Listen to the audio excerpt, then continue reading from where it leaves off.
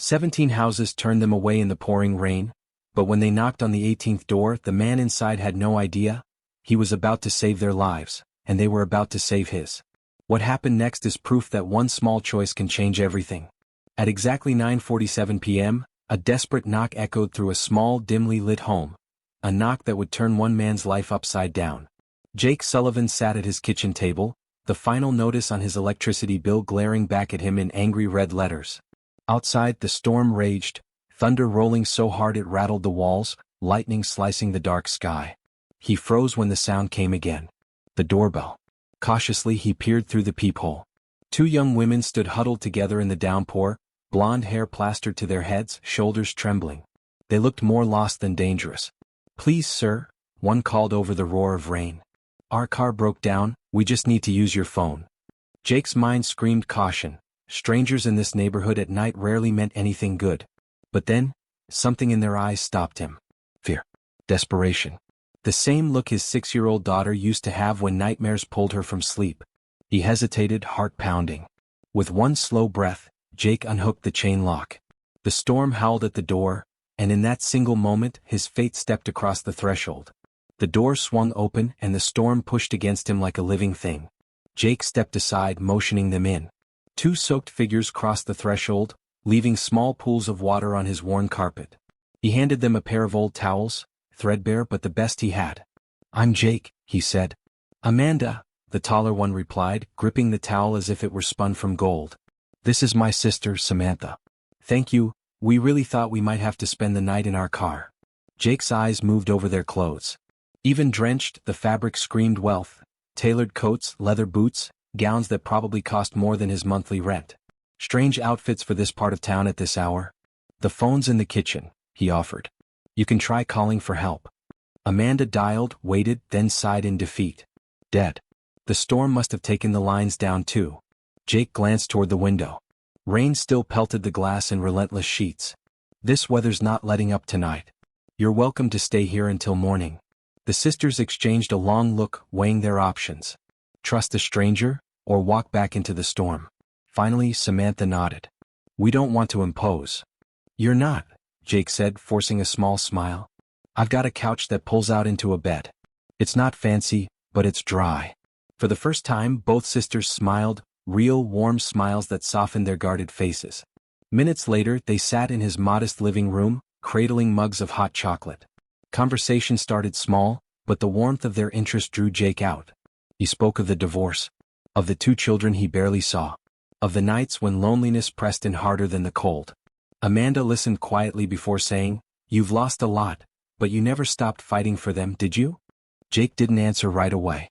He only stared at the steam curling from his cup, unaware that this single sentence was the first turn of a key unlocking a future he could never have imagined. The night stretched on, the storm still growling beyond the walls, but inside, something unfamiliar began to take root, a sense of connection Jake hadn't felt in years. The twins asked about his work, their questions gentle but persistent. He told them he used to be an architect, designing offices and shopping centers. He didn't say how the long hours chasing success had cost him his marriage, but his pause said enough. They shared fragments of their own story, growing up in Connecticut, recently finishing college. Details slipped out in pieces, but whenever he asked about their family they kept it vague. "Our father's in business," Amanda said simply, and nothing more. Jake pulled out the thin mattress from the couch, layering it with the cleanest sheets he owned. "It's not the Ritz," he joked, "but it's warm." Samantha smiled, settling onto the couch. "It's more than enough. You've already given us more than we could have hoped for tonight." Something in the way she said it lodged in his chest. He wasn't used to hearing gratitude that felt this genuine. Later, as he lay in bed, the muted murmur of the sisters' voices drifted from the living room. The words were too soft to catch, but there was an urgency to them, as if they were guarding a secret. Jake stared at the ceiling in the dark, unaware that whatever they were whispering about had everything to do with him. Morning light spilled through the thin curtains, painting the small room in pale gold. Jake found Amanda and Samantha already at the kitchen table, speaking in low, hurried tones that stopped the second he stepped in. "Morning," he said, forcing a casual smile. "Coffee?" They both accepted, their smiles polite but tinged with something else, reluctance. Over toast and the last of his orange juice, he offered to drive them back to their car. They hesitated for a beat, then agreed. The streets were calm now, the storm's chaos replaced by quiet puddles and damp air. In the passenger seat, the sisters kept exchanging glances, almost as if they were memorizing his face. When they reached Cedar Avenue, Jake saw the car, a sleek black BMW with Connecticut plates, gleaming even under a layer of rainwater. Popping the hood, he spotted the problem quickly. "Alternator belt snapped," he said. "It'll need a tow, but it's an easy fix." Amanda borrowed his phone, called their insurance, and within an hour a tow truck pulled up.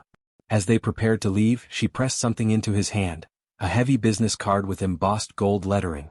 "If you ever need anything," she said, her eyes holding his for a long moment, "call this number." Jake slipped the card into his pocket without looking. At the time it felt like nothing more than a polite gesture. He couldn't have known that the number in his pocket was worth far more than anything he'd ever owned. 2 weeks passed. Life settled back into its slow grind, the storm just another story filed away in Jake's memory. He buried himself in work, grateful for a small renovation project that might cover a few overdue bills. The business card Amanda had given him went through the wash twice before he finally set it on his dresser, forgotten.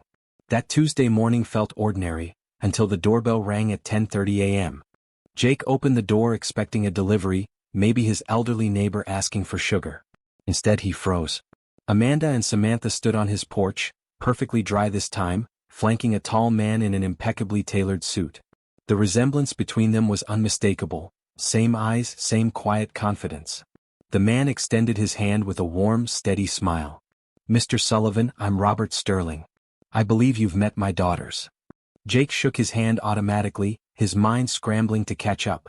Robert's grip was firm, his presence commanding, his watch gleaming in the sunlight. "I understand I owe you a debt of gratitude I can never fully repay," Robert said. Jake's pulse quickened. "Gratitude? Repay?" Before he could speak, Amanda stepped forward, her voice thick with emotion. "We told him everything, Jake. How you opened your home to complete strangers that night. How kind you were, even when you had so little to give." Jake's eyes darted between them, confusion building like a rising tide. Robert's next words landed like a jolt. "My daughters asked me to wait before coming here. They wanted to be sure about something." Jake gripped the edge of the doorframe. "Sure about what?" Robert's smile deepened. "About you." Amanda's gaze softened. "We told Dad about your children, your custody battle, your work. Everything you shared that night." Heat rose in Jake's face. The thought of strangers knowing so much about his private struggles made his chest tighten. But before he could protest, Samantha added quickly, "We weren't trying to invade your privacy. We wanted to help, the way you helped us." Robert stepped forward, his voice steady but warm. "Mr. Sullivan, I run Sterling Development Group, a construction and design firm. I reviewed what I could find of your architectural work, and I'm impressed." Jake blinked, unsure if he'd heard correctly. "I'm not here to offer charity," Robert continued. "This is good business, and recognition of rare character. I'd like you to join us as a senior project architect. The salary will let you relocate closer to your children, and pursue joint custody if that's what you want." Jake's breath caught.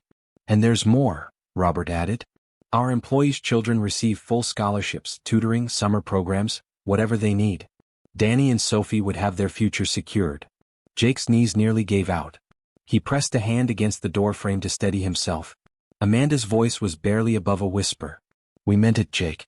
That night, you weren't a stranger. You were family." Robert let the words hang for a moment before adding, "And we want family like you on our team." Jake didn't know it yet, but the reason they had knocked on his door that night was about to change everything he thought he knew. Jake's vision blurred as the weight of it all settled in. The offer, the chance to be near his kids, the possibility of building again, not just with bricks and steel but with love and presence. His throat tightened. I don't know what to say." Robert smiled. "Say yes." The words cracked something open inside Jake. For 3 years he'd been clawing his way through loneliness, regret, and bills that stacked higher than hope. Now, in a single morning, the path in front of him was lit. "I accept," he said, the answer tumbling out before doubt could interfere. Amanda's face lit up, Samantha clasped her hands together, and Robert nodded with quiet satisfaction. "One more thing," Robert added. "I've already spoken to one of the best family law attorneys in Oregon. If you're ready, we can start the process for joint custody immediately." Jake felt a rush of air leave his lungs, not from relief, but from the sudden realization that the dream he'd been afraid to speak aloud could actually happen. That night, long after they left, Jake sat alone in his small living room. Only now it didn't feel so small. He thought about Danny's soccer games, Sophie's bedtime giggles, holidays spent together instead of on the phone. And then, like a ripple across still water, another thought struck him. What if he hadn't answered the door that night? The idea sent a shiver down his spine. 6 months later, Jake stood in his new office high above the streets of Portland. Blueprints for a community center lay spread across his desk.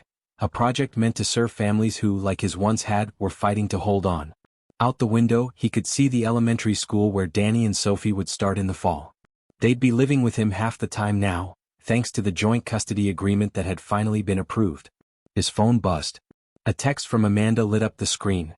Dad's got a new project in Seattle. Guess who's lead architect? Also, Sunday dinner at our place. Mom's making lasagna. Jake smiled, typing back, wouldn't miss it. Family dinner is sacred. He set the phone down and let the moment sink in. One knock on his door had rewritten his life, not just with a job or a new home, but with something far rarer, a family he hadn't known he was missing. And somewhere deep inside he knew this truth. Sometimes opening your door to strangers doesn't just give them shelter. It invites miracles into your own life. Because that storm had lasted only a few hours. But the kindness he showed that night, that would last forever. Jake leaned back in his chair, the hum of the city below blending with his thoughts. He remembered every detail of that night, the soaked hair, the desperate voices, the way his hand had hovered over the chain lock. 17 other houses had turned them away.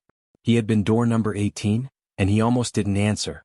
Amanda once told him, when it mattered most, you chose to care. He understood that now in a way he hadn't then. That choice hadn't just changed their lives, it had changed his.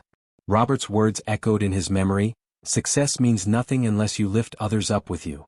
Jake smiled faintly. That was what he was building now, not just structures but bridges between people, moments that could outlast storms. And as he gathered his things to head out for Sunday dinner, he caught his reflection in the glass.